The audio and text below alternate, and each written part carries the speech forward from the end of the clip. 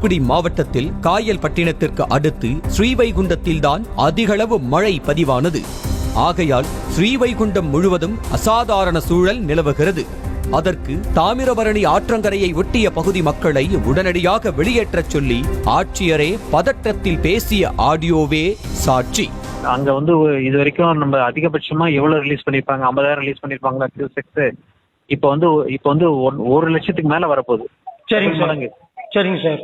கொஞ்சம் புரிஞ்சுக்கோங்க, சிச்சுவேஷன் ரொம்ப மோசமா இருக்கு. சரிங்க சார். சரிங்க சார். வரலன்னா யார் சொன்னாலும் கேட்காதீங்க. எல்லாரையும் வலுக்கட்டாயமா வெளியேற்றுங்க.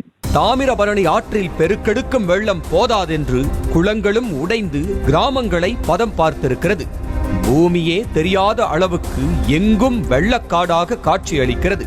அதிலும் கழுத்தளவுக்கு தண்ணீர் சூழ்ந்து தனி தீவு போல இருப்பதால் உள்ளே சிக்கியிருக்கும் மக்களை படகுகளில் கூட மீட்க முடியாத நிலை ஏற்பட்டிருக்கிறது.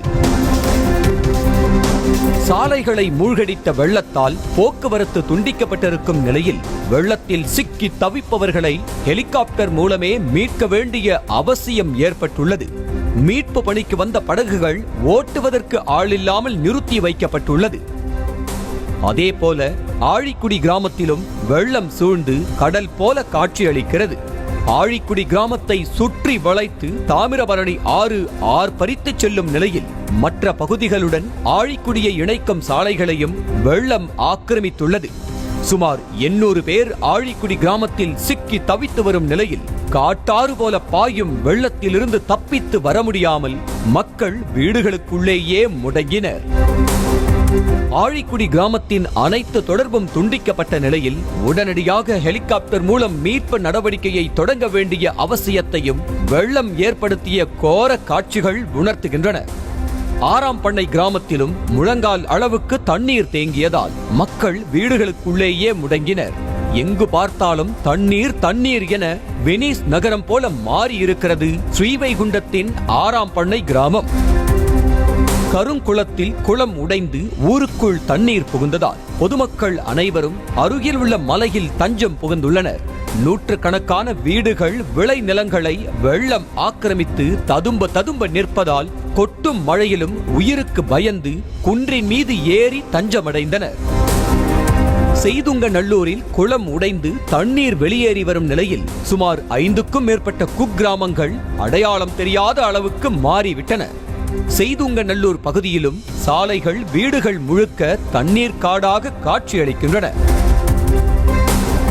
இன்னும் கொடுமையாக ஸ்ரீவைகுண்டம் ரயில் நிலையத்தை சுமார் 10 அடிக்கு தண்ணீர் தேங்கி வெள்ளக்காடாக காட்சியளிக்கும் நிலையில் பயணிகளுடன் வந்த ரயில் சிக்கியது அதிர்ச்சியை ஏற்படுத்தி இருக்கிறது. திருச்செந்தூரில் இருந்து பயணிகளை ஏற்றுக்கொண்டு சென்னை புறப்பட்ட செந்தூர் எக்ஸ்பிரஸ் ரயில் வெள்ளப்பெருக்கு காரணமாக தண்டவாளத்தை தண்ணீர் மூழ்கடித்ததால் ரயில் அப்படியே நின்றது. முதற்கட்டமாக 300 பேர் மீட்கப்பட்டு ஸ்ரீவைகுண்டம் அரசு பள்ளியில் தங்க வைக்கப்பட்டிருக்கும் நிலையில் எஞ்சியவர்கள் படகுகள் மற்றும் ஹெலிகாப்டர்கள் மூலம் மட்டுமே மீட்க முடியும் என்ற நிலை ஏற்பட்டுள்ளது. முதற்கட்டமாக தேசிய பேரிடர் மீட்பு படை சம்பவ இடத்திற்கு வரவழைக்கப்பட்டு மீட்பு நடவடிக்கைக்கான பணிகள் துவங்கப்பட்டுள்ளன. தற்போது 20 மணி நேரத்திற்கு மேலாக 500 பேர் ரயிலில் சிக்கியிருக்கும் நிலையில் சாப்பாடு தண்ணீர் இல்லாமல் இருப்பதால் விரைவில் தங்களை மீட்க வேண்டும் என ரயில் பயணிகள் வீடியோ வெளியிட்டு கோரிக்கை விடுத்தனர். நைட்டு ஒரு 9 o'clock இங்கே நிறுத்துறாங்க. இப்போ ஆல்மோஸ்ட் 11 o'clock ஆகுது. இதுவரையும் எங்களுக்கு பார்த்தீங்கன்னா எந்த உதவியும் பார்த்தீங்கன்னா ஒரு தண்ணி கூட ஏற்பாடு பண்ணல. அடிப்படை வசதியான தண்ணி, குழந்தைங்களுக்கு பால் இது கூட ஏற்பாடு பண்ணல ரயில்வே நிர்வாகம். மேலும் இங்கே கிட்டத்தட்ட ஒரு 1000 பேர் இருக்கோம். நாங்கள் எங்கே யாரை எப்படி தொடர்பு கொள்வது இல்லை, நாங்கள் இது என்ன ஸ்டேட்டஸ் கூட இதுவரை எங்களுக்கு அப்டேட் பண்ணலாம்.